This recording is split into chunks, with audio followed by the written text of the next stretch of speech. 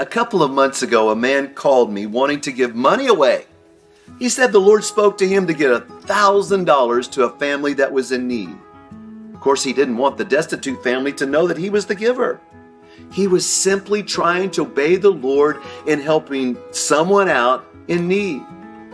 By the way, this isn't the first time this man has acted like this.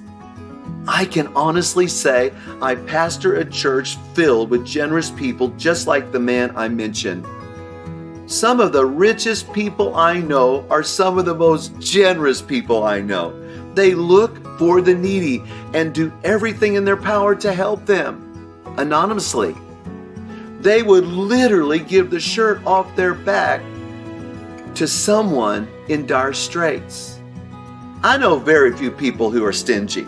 But evidently, James had some rich, tight-fisted, penny-pinching people in mind when he wrote James 5, verses 1 through 6. Now, you got to think of Ebenezer Scrooge and Dickens, A Christmas Carol, as I read his words.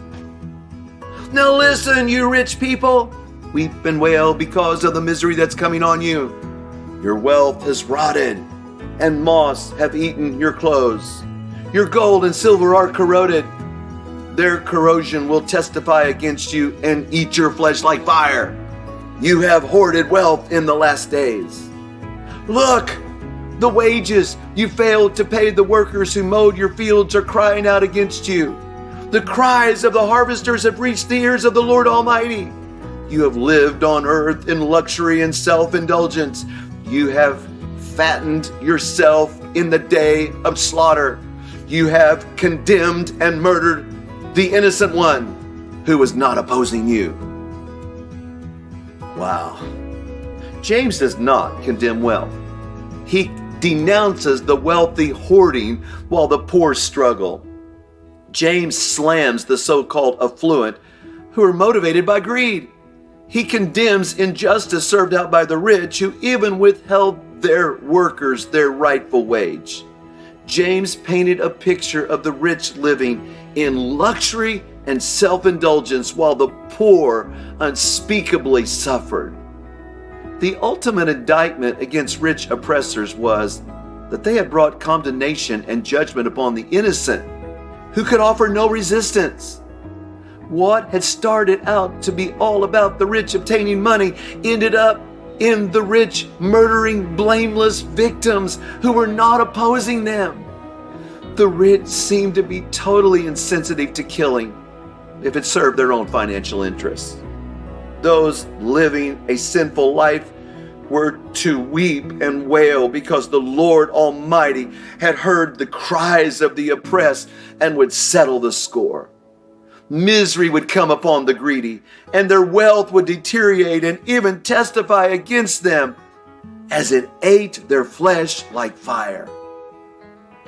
Again, God is not against anyone having wealth. God is against wealth having a person.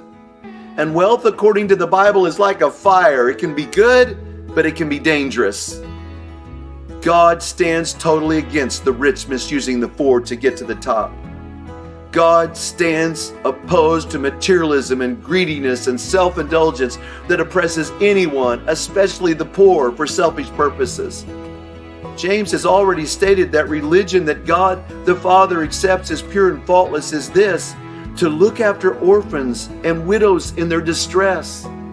He denounced favoritism where the rich discriminated against the poor by making them stand in church while the rich sat in choice seats. And now James gives a severe warning to rich oppressors who abuse the poor. May it never be said that in the 21st century that the church served out the same injustice. May we come to the aid of the disadvantaged.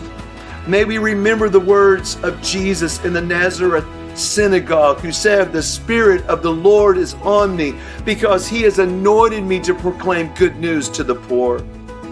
Gary Haugen, president of International Justice Mission, recalled how his old history professor defined poverty. Here it is. He said the poor are the ones who can never afford to have any bad luck. They can't get an infection because they don't have access to any medicine. They can't get sick or miss their bus or get injured because they will lose their little labor job if they don't show up for work. They can't misplace their pocket change because it's actually the only money they have left for food. The list goes on. And of course, the bad news is everybody has bad luck. I close by noting the comments of early church leaders regarding giving to the poor.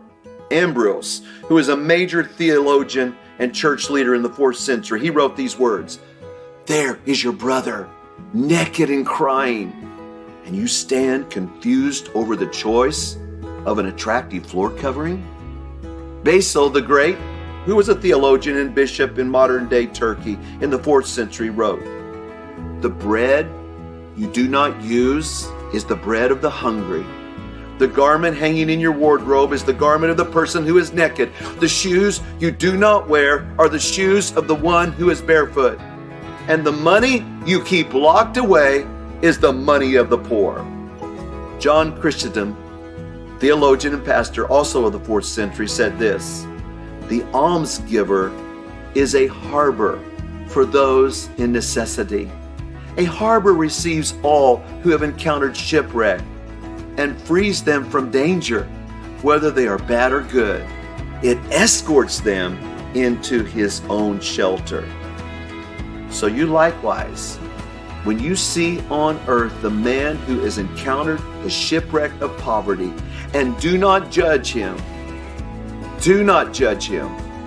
Do not seek an account of his life, but free him from his misfortune. Again, I've got to admit, I'm surrounded by the most giving people I have ever had a privilege to know. But let us read James' words with fresh perspective, and let us be open to the direction of God's Spirit in regard to wealth and giving. And may the church be known for showing compassion and justice to the poor.